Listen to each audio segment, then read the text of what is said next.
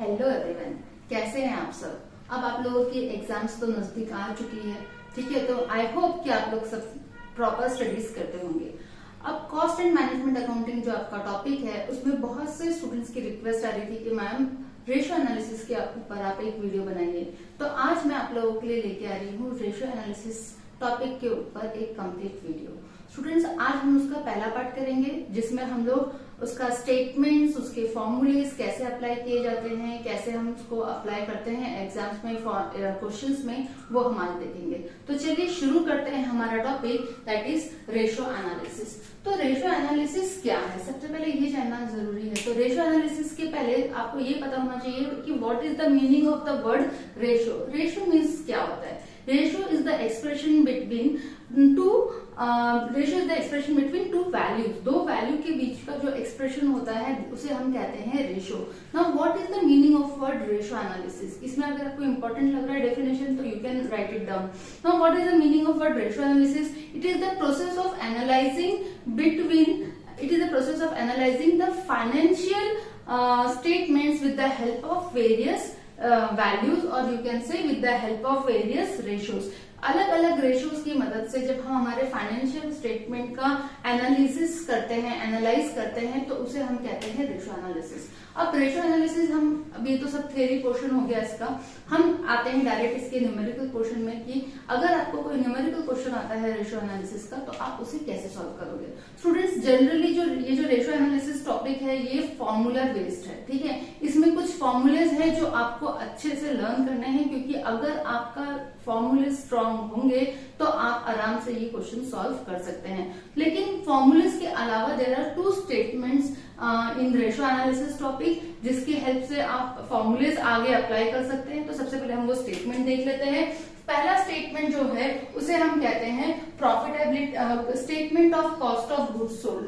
तो अब ये कैसे बनाया जाता है, पहले वो समझ लेते हैं। Statement of COGS, that is cost of goods sold. अब ये इसका जो स्टेटमेंट होता है वो कुछ इस फॉर्म में होता है। इसका फॉर्मेट कुछ इस तरह से है, पर्टिकुलर्स एंड अमाउंट, राइट। अब स्टार्ट कैसे होता है, जो इसका यहाँ पे भी आपको ये स्टेटमेंट्स भी लर्न करने पड़ेंगे, और प्रैक्टिस करते करते आपको अपने आप ये आराम से लर्न हो जाएंगे। अब स्टेटमेंट होता है कहाँ से शुरू है, सबसे पहले आपको यहाँ लिखना होता है opening stock of raw material.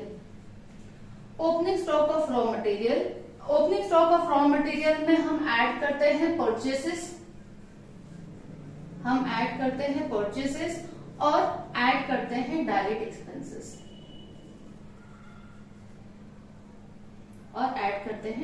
Expenses, ये सब कुछ ऐड करने के बाद आपका जो भी अमाउंट आता है उसमें से हम लोग माइनस करते हैं closing stock of raw material. Students, I am using short forms here, but exam में आप लोग को शॉर्ट फॉर्म यूज नहीं करने हैं। तो ये जो आता है, ये आता है आपका कॉस्ट ऑफ गुड्स सोल्ड। ये जो हमने स्टेटमेंट बनाई, ये स्टेटमेंट हमने क्यों प्रिपेयर करे, ताकि हम लोग कॉस्ट ऑफ गुड्स सोल्ड, ये जो अमाउंट है, ये हम लोग कैलकुलेट कर सके। अब इसका एक ट्रिक बता देती हूँ कि आप ये कैसे याद रख सकते हो। आपको क्वेश्चन अगर 16 मार्क्स के लिए आता है, यानी अगर आपको लॉन्ग क्वेश्चन आता है, तो हो सकता है वहां पे आपको ट्रेडिंग P&L और बैलेंस शीट दी हो, और उसके साथ कुछ नीचे क्वेश्चंस में आपको रेशियोज कैलकुलेट करने के लिए बोला गया हो। तो वहां पे आपको लॉन्ग क्वेश्चंस में तो 100% आपको ये स्टेटमेंट्स बनाने ही पड़ेंगे for the purpose of your calculation. तो अब ये क्या होता है, ये जो स्टेटमेंट है, इसमें जो हम लोग सारे आइटम्स डालते हैं, ये सारे आइटम्स आपको अगर याद होगा, आपका ट्रेडिंग एंड P&L अकाउंट जो हम लोग बनाते थे, उसके जो ट्रेडिंग अकाउंट के जो सारे आइटम्स है, वो सारे statement of cost of goods sold में आता है। देखो, चलो मैं आपको एक बार याद दिला देती हूँ। देखो, आपने देखे होंगे ट्रेडिंग अकाउंट के डेबिट साइड में हम लिखते हैं to opening stock, to purchases, to direct expenses. Credit side में क्या क्या आता है, सेल्स और क्लोजिंग स्टॉक, ठीक है। और जब हम इसे क्लोज करते हैं तो हमको मिलता है ग्रॉस प्रॉफिट। तो ये हमारा होता है ट्रेडिंग अकाउंट। तो अब देखोगे आप, ट्रेडिंग जब हम statement of cost of goods sold बना रहे हैं, तो हम यहाँ पे क्या डाल रहे हैं, हम यहाँ डाल रहे हैं opening stock of raw material.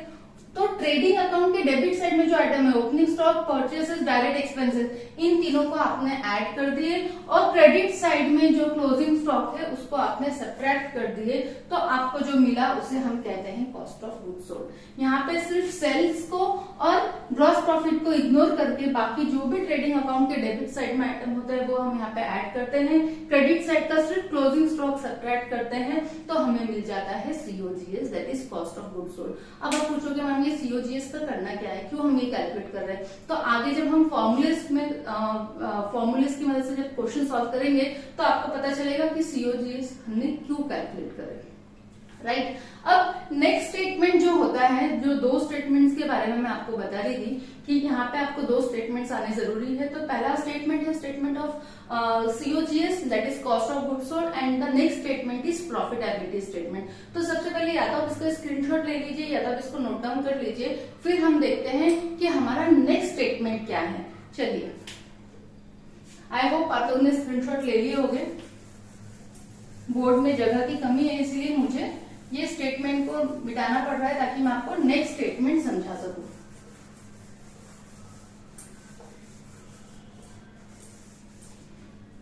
Yes. Now the next statement is profitability statement. Profitability statement. अब इसका भी जो फॉर्मेट है वो सेम वैसे ही है। यहाँ पे भी आपको दो कॉलम्स करने हैं, पर्टिकुलर्स एंड अमाउंट, ठीक है। अब ये स्टेटमेंट कहां से शुरू होता है? तो जब आप ये स्टेटमेंट बनाना शुरू करोगे तो इसका जो शुरुआत होती है वो होती है सेल्स से। जो ट्रेडिंग अकाउंट के क्रेडिट साइड में हमने सेल्स को छोड़ दिए थे और ग्रॉस प्रॉफिट को छोड़ दिए थे, आपको याद होगा। तो वही सेल्स को अब हम जब प्रॉफिटेबिलिटी स्टेटमेंट बनाएंगे तो सबसे पहले आप सेल्स को नोट डाउन करोगे। तो सबसे पहले सेल्स की जो भी अमाउंट गिवन होगी वो आप यहाँ पे लिख देंगे। अब सेल्स में से माइनस करना पड़ता है returns, if it is given in the question. अगर आपके क्वेश्चन में सेल्स रिटर्न की इंफॉर्मेशन गिवन होगी तो उस रिटर्न को आप सेल्स में से माइनस करोगे। अगर रिटर्न्स की इंफॉर्मेशन नहीं होगी तो उसको आपको कुछ भी नहीं करना है, और जो ये अमाउंट आएगी after subtracting returns will be known as net sales. ये जो अमाउंट आएगी ये आपकी हो जाएगी नेट सेल्स, ठीक है। अगर रिटर्न्स नहीं है तो जो सेल्स होगा वही आपका नेट सेल्स होगा।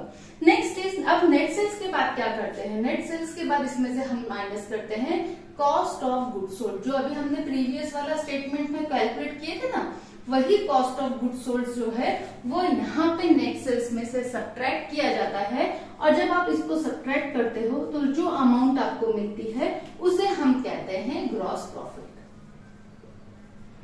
उसे हम कहते हैं ग्रॉस प्रॉफिट। स्टूडेंट साथ साथ में आप ये फॉर्मेट अपनी कॉपी में भी कॉपी करते जाइए, क्योंकि इसी के बेस पे आपको आगे रेशियो एनालिसिस की न्यूमेरिकल्स करने हैं। तो स्टूडेंट्स हमने क्या देखे, नेट सेल्स में से जब कॉस्ट ऑफ गुड्स सोल्ड को माइनस कर दी तो हमारा आ गया ग्रॉस प्रॉफिट। अब ग्रॉस प्रॉफिट निकालने के बाद जो नेक्स्ट होता है वो होता है ऑपरेटिंग नेट प्रॉफिट कैलकुलेशन। अब उसके लिए क्या किया जाता है? ऑपरेटिंग एक्सपेंसेस को माइनस किया जाता है और ऑपरेटिंग इनकम को ऐड किया जाता है।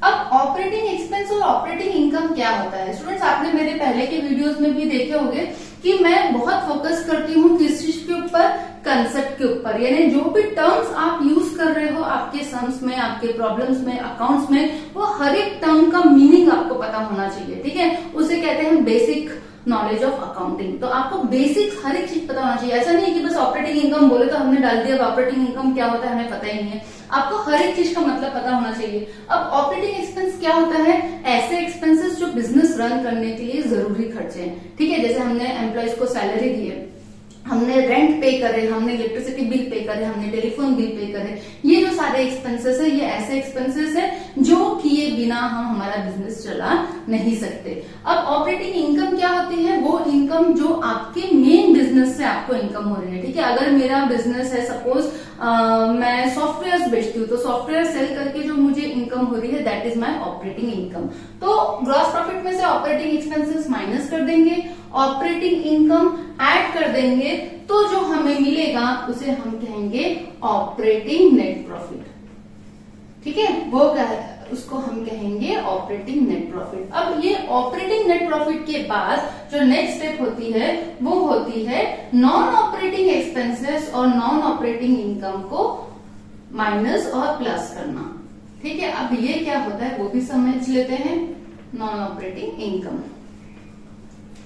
देखो नॉन ऑपरेटिंग एक्सपेंसेस यानी वो एक्सपेंसेस जो आपको बिजनेस रन करने के लिए जरूरी तो नहीं थे, लेकिन जब आप बिजनेस कर रहे थे तब उस समय आपके कुछ ऐसे खर्चे हो गए जो जरूरी बिजनेस के लिए जरूरी नहीं होते हुए भी हो गए। तो अगर ऐसा कोई एक्सपेंस है तो वो माइनस कर दोगे। अब इस एक्सपेंस का एक एग्जांपल दे देती हूँ मैं आपको। जैसे मैंने आपको बताई मेरा जो मेन बिजनेस है वो सॉफ्टवेयर बेचने का है, लेकिन अगर सपोज मेरे ऑफिस में कुछ पुराने फर्नीचर्स रखे हुए थे that I want to now change, तो मेरा जो पुराना फर्नीचर है वो मैंने सेल कर दी। ठीक है, अब वो बेची तो मुझे कुछ उसको बेचते समय कुछ लॉस हो गया। ठीक है, तो वो जो फर्नीचर मैंने बेची और बेचने के टाइम पे जो मुझे लॉस हुआ, वो जो लॉस होगा that is known as non operating expense. ठीक है, क्योंकि ये तो जानते हो आपकी लॉस है तो एक्सपेंस है। अब जो लॉस है वो क्या मेरा मेन बिजनेस का था क्या मुझे सॉफ्टवेयर बेचते समय वो एक्सपेंस लॉस हुआ है क्या?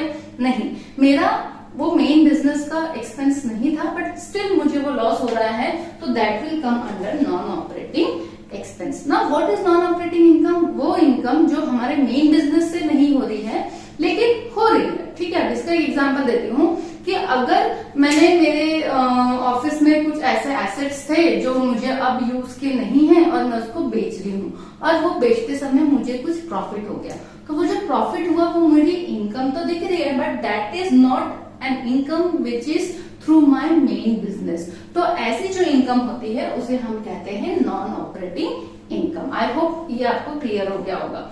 अब ये जो कैलकुलेशन आप करोगे, इसको जब आप प्लस और माइनस करोगे तो जो आपको मिलेगा उसे हम कहेंगे net profit before tax and dividend. ठीक है, net profit before tax and dividend. अब ये जो net profit before tax and dividend आया, अब इसके बाद अगर आपको क्वेश्चन में टैक्स और डिविडेंड की इंफॉर्मेशन गिवन होगी तो वो दोनों चीज आप इसमें से कर दोगे minus, less dividend and less tax.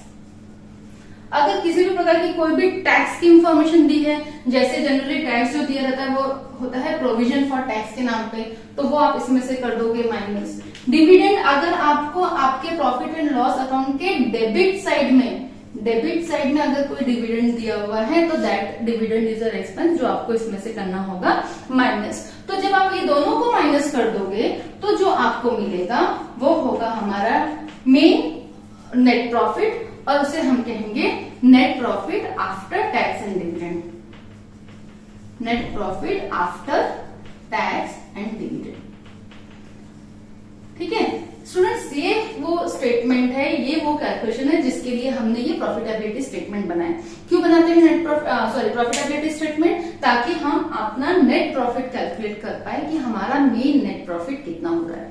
ठीक है, अब देखिए ये जो नेट प्रॉफिट, अगर आपको क्वेश्चन में, अब ये तो आई होप आपको दोनों भी स्टेटमेंट समझ गए होंगे। अब अगर आपको क्वेश्चन में टैक्स एंड डिविडेंड नहीं गिवन है तो आपको ये पूरा बनाने की जरूरत नहीं है, बस यहाँ तक जो आप कैलकुलेशन करोगे वही आपका नेट प्रॉफिट आ जाएगा।